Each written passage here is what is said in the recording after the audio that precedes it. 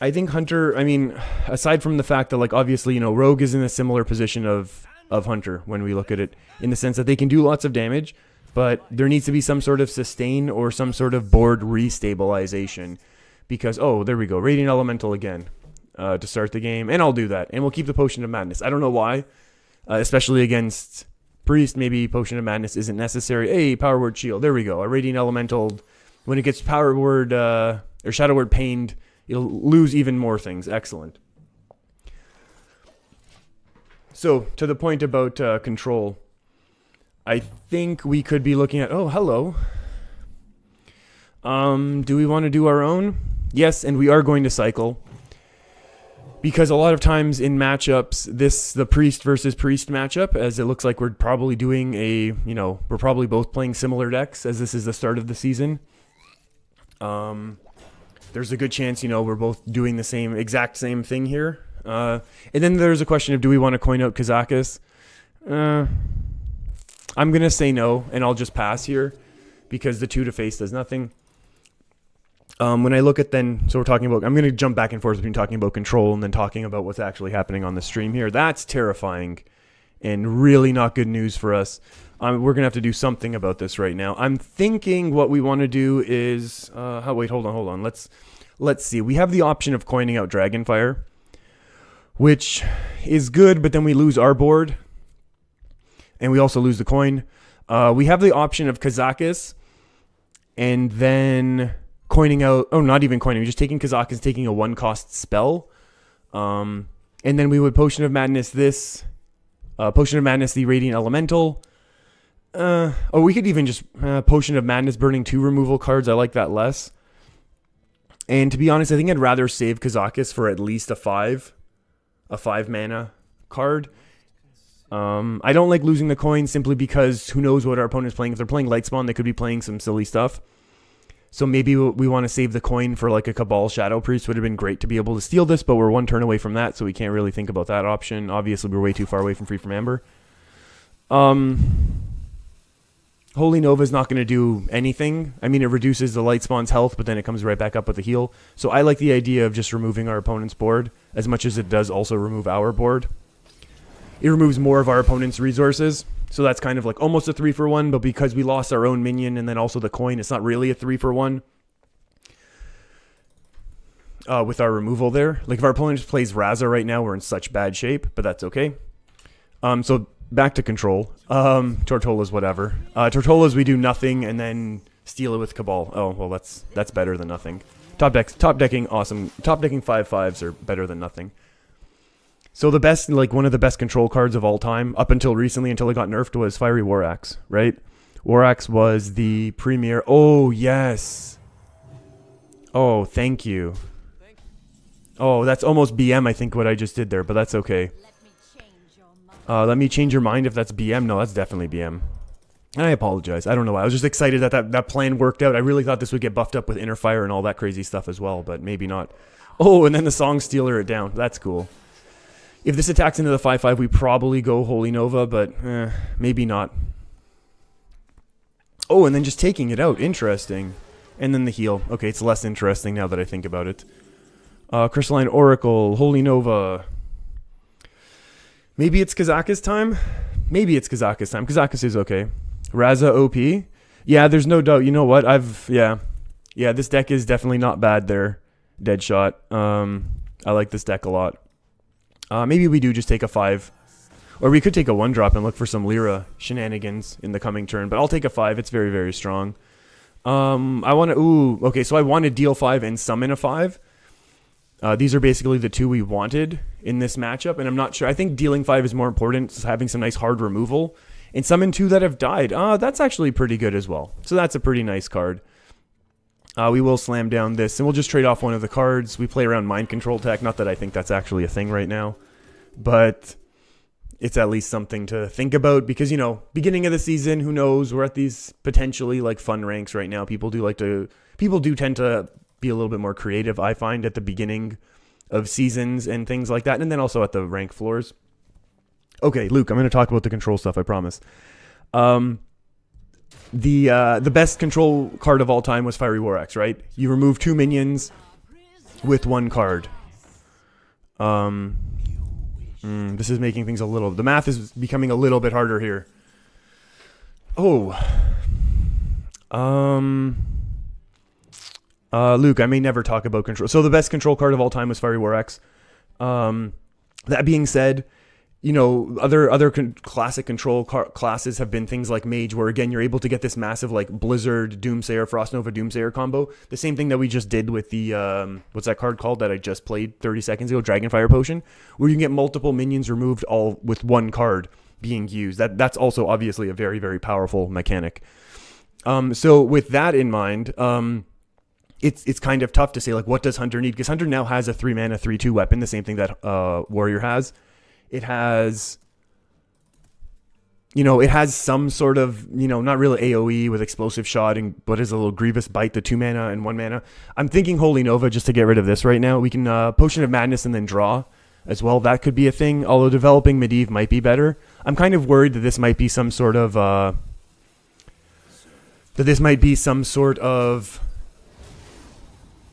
I'll take that. Will we take that? Maybe. I'll heal one more time. That's okay. We've drawn a whole bunch. We're good now.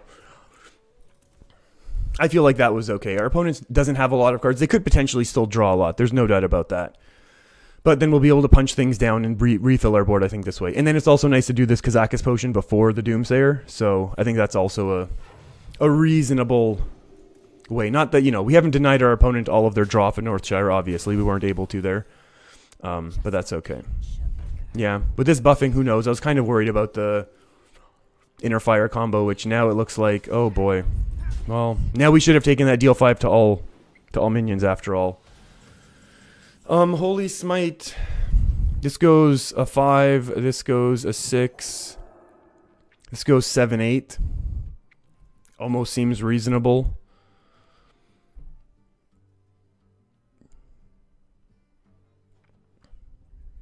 Well, actually, no, we can do it this way. Let's punch this down. We should have taken out the 4/5. I just wanted to deny the draws, to be honest. That's pretty nice as well. Double a minion's health. I kind of like doubling minion's health. We can do that. We can get rid of this one for the long-term issues that we're going to have. This goes 5 back to 10, but I feel confident in being able to drop something. Either that we get here, or just the Doomsayer, which I know might seem silly, but I don't mind because our opponent's been building their board this whole time with this interesting, but I'm still expecting to be Inner Fire, Divine Spirit combo, that we just really don't want to have happen to us. Because that's never fun to lose to, and especially when we feel like, you know, we can kind of play around. Living Mana, I'm almost scared of getting hit with, yeah, if we're just able to proc this and then we throw out Medivh onto an empty board, we feel very good about ourselves. Yeah. So at this point, we have lots and lots of really hard, big threats coming out. So that's going to be fun. Does he have Shadow Word Pain still? Our opponent? Our opponent played 0 Shadow Word Pains. Dead shot. So, yeah, we played into that. There definitely was an option. But, I mean, I still think we had enough board that if the Doomsayer got Shadow Word Pained, or even if our... what did it proc? If our Tortola... I still think that was still a reasonable, like, risk to take at that point in the game. This is, to me, I mean, you go free from Amber while a Medivh is up, and you're usually in good shape. 8-8, 10-10, or a 6-10 with Taunt. I don't think the Taunt matters, so I'll take the biggest stats possible. And then we'll see what else we get randomly. A 7-7. Hey, Calamos, I remember that guy. I'm going to heal Medivh. Not because, you know, I'm not expecting this to trade in, but just so it doesn't get taken out for free from a Holy Nova. Because that's something you want to avoid as much as possible. Back to Hunter, I swear, Luke, yeah, it's harder to do this and, like, to give what I would feel is a fully, you know, well thought out answer. Well, double Holy Nova is reasonable. Hunter's gonna need something to be stabilizing in the mid game with some sort of AoE or with some sort of board generating heal. Like, I think, like, the Shaman, I was just watching it. What's it called? The 3/6 that heals for 6 would be very nice. Do we want to start doing... we're at 10 cards, so we need to actually drop cards right now. We'll just play Mirage Caller. Not because we want to do it. Not because Mirage Caller Lyra wouldn't have been hilarious, but just because I honestly don't want to be playing other things that we have in our hand right now. And I don't want to play any of the spells because we have, you know, a really good spell, you know, synergistic card with our weapon here. Our opponent's not playing these cards, so I don't really know what they are. Maybe they just die freely here. And that's why our opponent doesn't want to do anything. Although, again, yeah, maybe they just realize, yeah, we had a ridiculous board. We had the ridiculous proc there, so that happens. Oh, 1, 2, 3 curve against Rogue. I'm totally okay with keeping all of these cards. Whoa, microphone, relax. Yeah, I think this is a totally reasonable starting hand. We have a 1-drop. Oh, Holy Smite's going to be potentially excellent. Going against, Luke, have I ever made Legend? No, I've never made Legend, actually. Definitely a combination of not enough time and not enough skill. I think those are the two things working against me here in Hearthstone. When it comes to making Legend, I have it up recorded as well, having made rank 5+ a whole bunch of times. But yeah, the rank 5 to Legend is definitely a very interesting and unique push because you lose the win streak stars. Like I can play my Frost Lich. Someone was asking about Frost Lich Jaina in one of the videos in the comments, and they're saying, you know, what's your Frost Lich Jaina like record? And I'm sitting basically around 50% with it. But because of the win streaks at the lower ranks, and by lower I mean rank anything to 5, excuse me, we get the win streaks. So if you win 3 games in a row and then lose 3 games in a row, you actually end up with more stars than when you started, which I think is a nice thing to do because it helps people. Is that worth a Holy Smite? How badly do we want to get rid of Zeril? Like, or is I think Holy Smite with Wild Pyro might be too powerful. Do we just take the draw? Like the free draw here? You know, the quote-unquote free draw? I think so.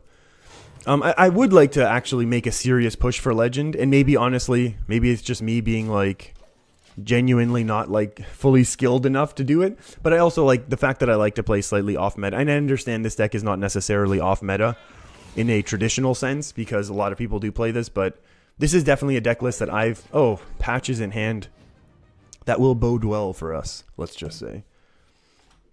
This is, you know, this is still a deck that I basically...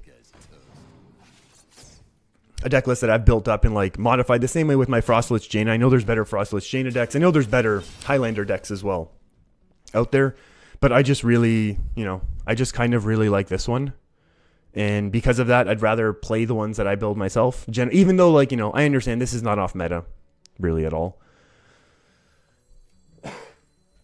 but it's at least off in the sense that, you know, I'm not just fully copy paste. Not that I have anything against with that obviously. Like, there is definitely some value in trying to push really hard to rank up as quickly as you can. But I usually, at the rank floors, I tend to just like play goofy decks and have fun. So sometimes I prefer that. I'm debating Wild Pyro, Holy Smite, Heal, but I feel like that's a lot of resources, and I might just prefer to just go Happy Ghoul for 3 and forgo the tempo gain that Happy Ghoul usually gives. But that's okay.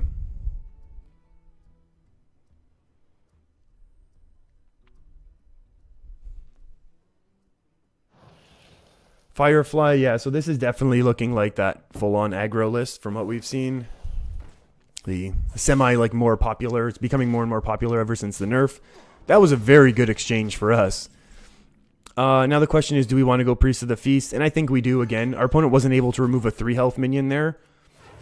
So I'm confident in thinking they're not going to be able to remove a 6 health minion necessarily too easily, I hope. At least we hope a little bit there. Help us out. But